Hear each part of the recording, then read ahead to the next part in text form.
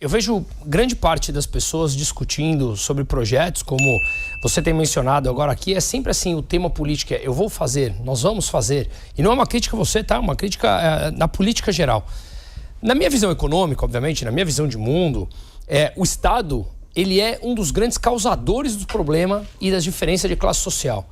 E parece que a gente sempre quer usar quem é o causador de tudo isso como solucionador dos problemas. Então nós vamos criar mais isso, o Estado tem que estar mais presente, o Estado tem que estar aqui.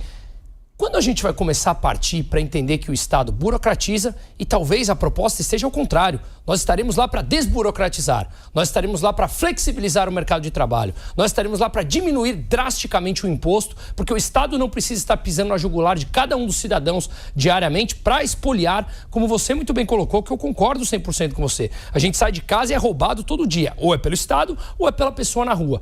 Quando a gente começar a entender que podemos ter propostas que passam não pelo que dizem, mas pelo que ninguém diz, que é desburocratizar esse país e torná-lo mais leve, mais fácil para o dia a dia de todos nós. Eu concordo com você. O MBL, em 11 anos, ele talvez tenha sido o grupo político que mais promoveu as ideias liberais no Brasil.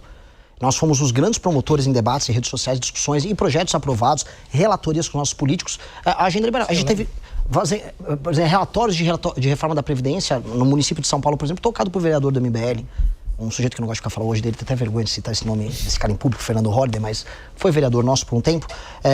E outras, a agenda liberal andou conosco. Nós acreditamos nessa premissa do ser humano livre, sim, como agente que ele próprio vai, através das suas decisões racionais, produzir melhorias econômicas para ele, para a comunidade dele e, por extensão, ao país. Isso é uma premissa do nosso trabalho.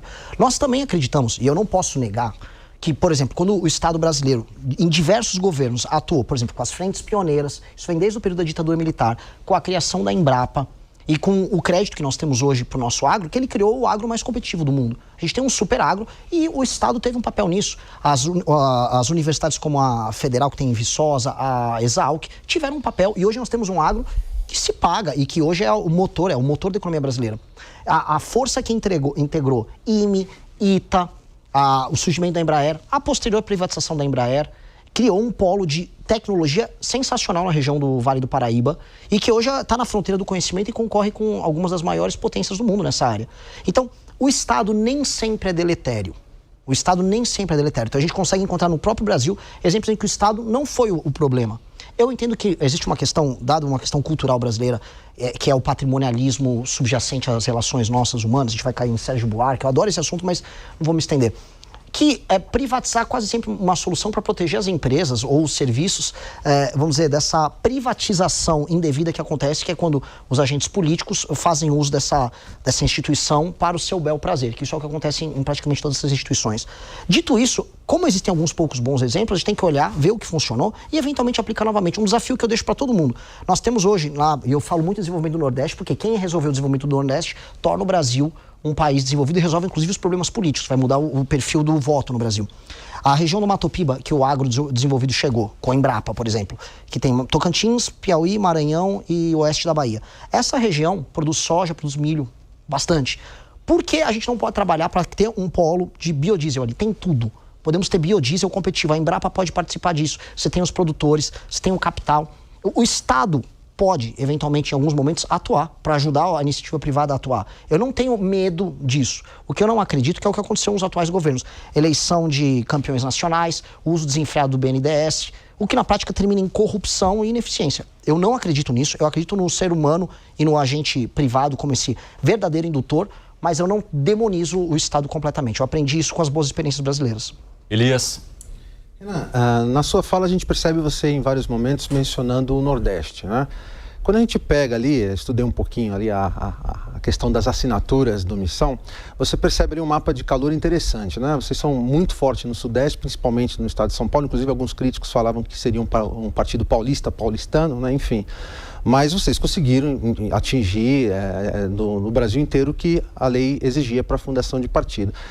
11 anos depois, o que você identifica que vocês ainda não conseguiram se comunicar tão bem com o Nordeste, não conseguiram ter a capilaridade política que vocês têm no Sudeste, no Nordeste, e quais as ações, dá para perceber que você tem bastante proposta para o Nordeste, mas quais ações a que vocês apontam, talvez essa não deliberação do Nordeste tá junto com a Missão? Isso não é só conosco, isso acontece com o campo da direita como um todo, e são várias razões.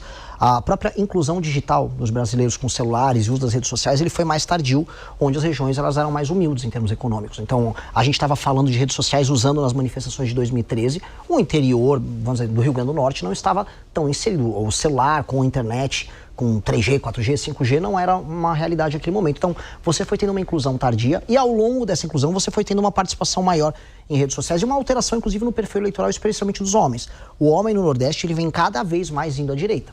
Os nossos desempenhos eleitorais na última eleição não devem nada, no Nordeste não devem nada os desempenhos que a gente teve, por exemplo, no Centro-Sul. O nosso vereador em Salvador, o Sandro Filho, ele ficou em 5º ou 6º lugar numa cidade como Salvador.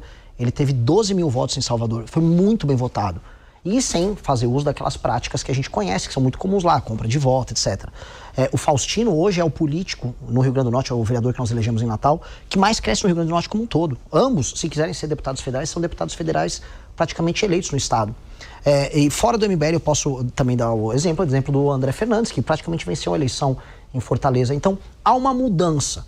E essa mudança é interessante porque algumas pesquisas estavam captando que o homem jovem no Nordeste estava indo mais à direita. Ele estava renegando o governo Lula e ele estava tendo essa tendência. Essa tendência parou, né? O governo Lula voltou a ser bem aprovado entre essas pessoas desse perfil. Mas eu tenho que entender que esse perfil é o perfil que a gente vai navegar e crescer bastante por lá.